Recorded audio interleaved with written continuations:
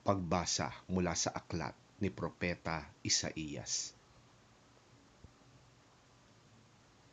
Mga taga-Jerusalem, hindi na kayo mananaghoy kailanman. Si Yahweh ay mahabagin. Kayo'y diringgin niya kapag kayo'y tumawag sa Kanya. Kung ipahintulot man niya na kayo'y magkasakit o magdanas ng hirap, siya na inyong guro ay hindi magtatago sa inyo. Saan man kayo pumaling, sa kaliwa o sa kanan, maririnig ninyo ang kanyang tinig na nagsasabing, "Ito ang daan, dito kayo lumakad."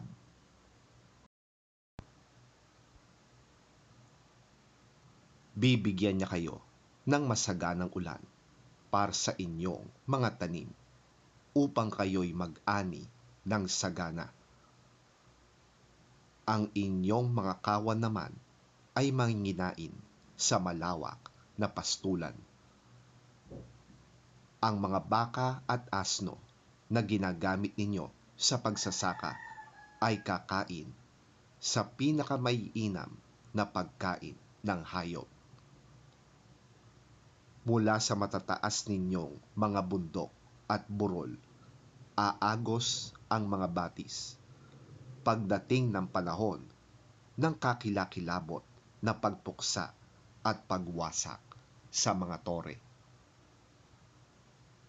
Magliliwanag ang buwan na animoy araw, at ang araw na may magliliwanag ng 7 ibayo, parang liwanag ng 7 araw na pinagsama-sama.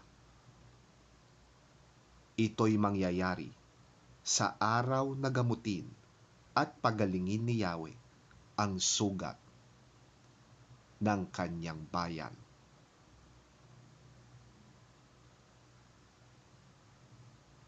Ang salita ng Diyos. Salamat sa Diyos.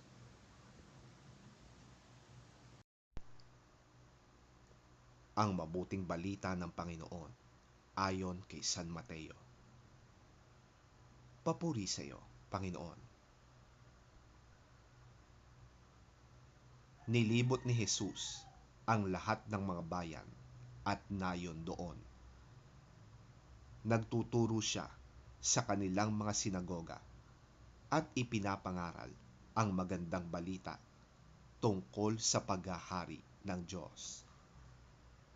Pinagaling din niya ang lahat ng mga taong may sakit at karamdaman. Nang makita niya ang napakaraming tao, nahabag siya sa kanila sapagkat sila'y nanlulupaypay at litong-lito, parang mga tupang walang pastol.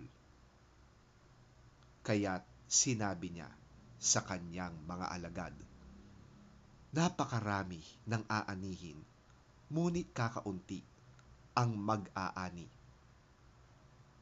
Idalangin ninyo sa may-ari ng aanihin na magpadala ng mga mag-aani."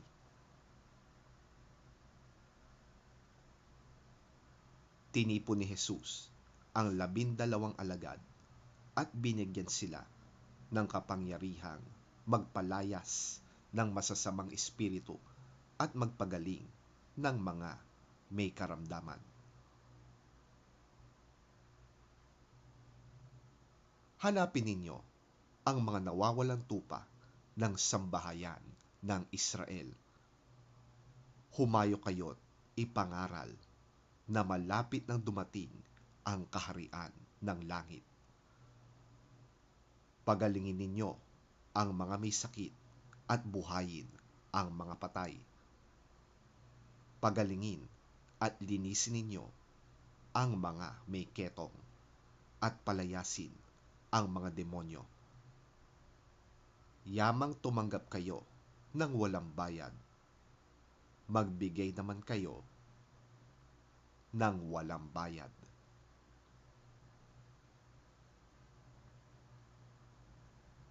ang mabuting balita ng ating Panginoon. Pinupuri ka namin, Panginoong Hesukristo.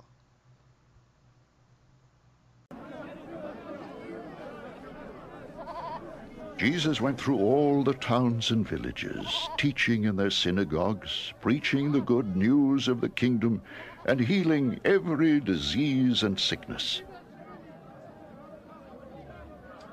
When he saw the crowds, he had compassion on them, because they were harassed and helpless, like sheep without a shepherd.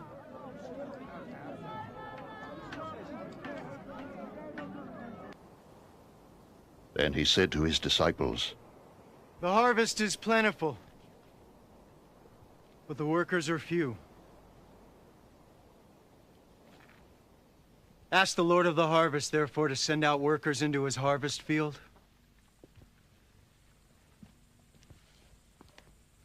He called his 12 disciples to him and gave them authority to drive out evil spirits and to heal every disease and sickness. Go rather to the lost sheep of Israel. As you go, preach this message. The kingdom of heaven is near. Heal the sick, raise the dead, cleanse those who have leprosy, drive out demons. Freely you have received, freely give.